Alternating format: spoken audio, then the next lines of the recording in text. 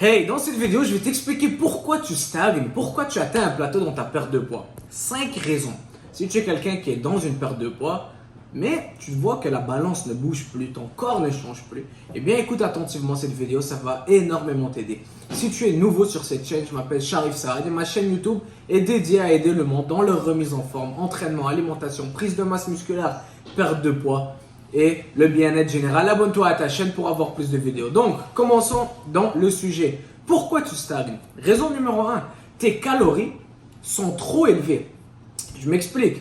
Tu étais à 250 livres, 120 kilos, et là tu es arrivé à 100 kilos, mais ton objectif c'est d'atteindre 90 kilos. Et bien maintenant tu pèses moins, donc tu as besoin de moins de calories pour maintenir ton corps en vie. Et c'est pour ça que tes calories pour maintenir ton poids diminuent. Donc, tu as perdu du poids, c'était un peu plus facile au début, tu avais plus de poids à perdre, mais plus que tu descends, plus que tu dois diminuer tes calories.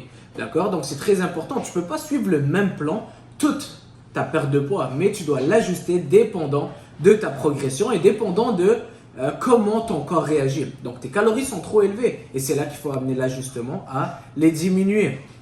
D'accord? Peut-être qu'avant, tu pouvais maintenir ton poids à 3000 calories. Et bien maintenant, tu le maintiens à 2800. C'est juste un exemple. Deuxième raison pourquoi tu stagnes, c'est que tes calories sont trop bas. Donc, là, c'est l'opposé. Tes calories sont trop bas. Lorsque tu ne manges pas assez et tu t'affames toute la journée, tu ne manges pas assez de calories. C'est là que tu commences à ralentir ton métabolisme, tu causes un stress sur ton corps, tu ralentis ton métabolisme et là, tu ne vois plus de résultats. Donc, avoir les calories trop bas aussi n'est pas l'idéal. Il faut trouver ce sweet spot. Pas être trop bas pour pas trop stresser le corps, ralentir le métabolisme, ni trop élevé. Donc, juste rester 300 à 500 calories de déficit, c'est l'idéal. D'accord? Donc, deuxième raison, tes calories sont trop faibles, sont trop basses.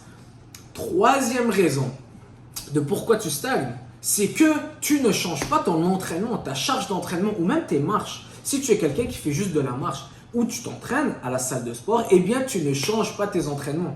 Tu n'augmentes pas l'intensité, tu ne forces pas ton corps de changer. Ton corps a besoin d'une raison, il a besoin d'être forcé pour pouvoir continuer de progresser. Si tu fais toujours 10 000 pas à chaque jour, 10 000 pas à chaque jour, lorsque tu avais 220 livres, et là, tu es à 180 livres, eh bien les 10 000 pas ne seront plus assez. C'est là que tu dois faire un tout petit peu plus pour forcer ton corps à changer.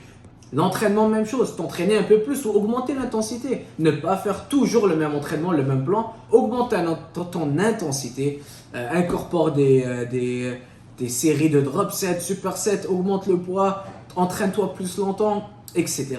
D'accord? Donc change ton entraînement, entraîne-toi par phase, change un peu les choses, d'accord? Change un peu les choses, très important.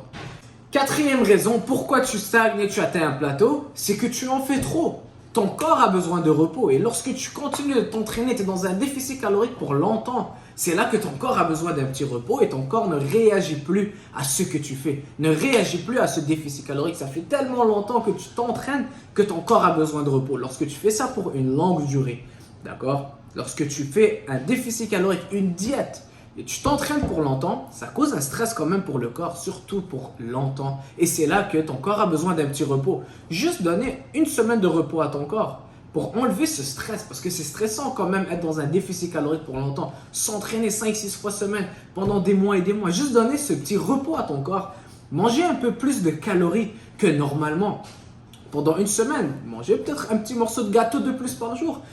Te reposer, ne pas t'entraîner à chaque jour. Eh bien, donner ce repos à ton corps. Lorsque tu vas reprendre ta diète, tu vas voir que ton corps va rebooster rapidement et ça va réactiver la machine. Donc, des fois, tu as juste besoin de prendre un petit repos, une semaine de repos, te reposer un petit peu et réattaquer ton plan.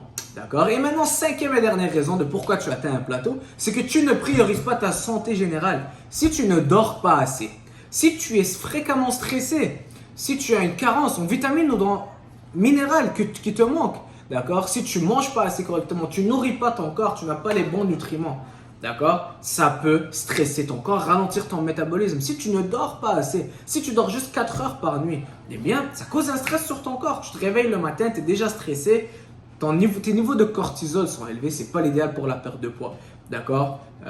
Même chose pour le stress, si tu as un job très stressant, tu ne manges pas assez correctement, tu ne priorises pas ta santé générale, eh bien ça peut affecter ta perte de poids. Peut-être pas au début, mais c'est là que lorsqu'on atteint un plateau, eh bien c'est là que c'est très très important de jeter un coup d'œil aux autres aspects de ton mode de vie.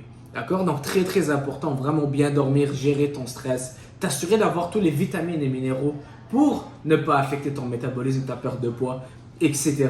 D'accord? Je me rappelle, j'avais une cliente qui avait un manque de vitamine D et c'était ça qui causait en sorte qu'elle avait un plateau. Mais dès qu'on s'est assuré qu'elle avait toutes les vitamines et minéraux et qu'on nourrissait son corps correctement, bon, sa perte de poids a repris et c'était beaucoup plus facile. Donc des fois, c'est pas juste ajuster et être dans un déficit calorique, mais c'est plutôt voir les aspects plus profonds. D'accord? Donc voici 5 raisons de pourquoi tu atteins ton plateau dans ta perte de poids. Si tu as aimé cette vidéo, si ça t'a amené de la valeur, abonne-toi à ma chaîne, clique sur le bouton, aime la vidéo, mets-moi un commentaire. Et si j'en ai oublié d'autres, mets-moi ça dans les commentaires. Ça me fait plaisir de lire tous vos commentaires. Et à bientôt. Ciao!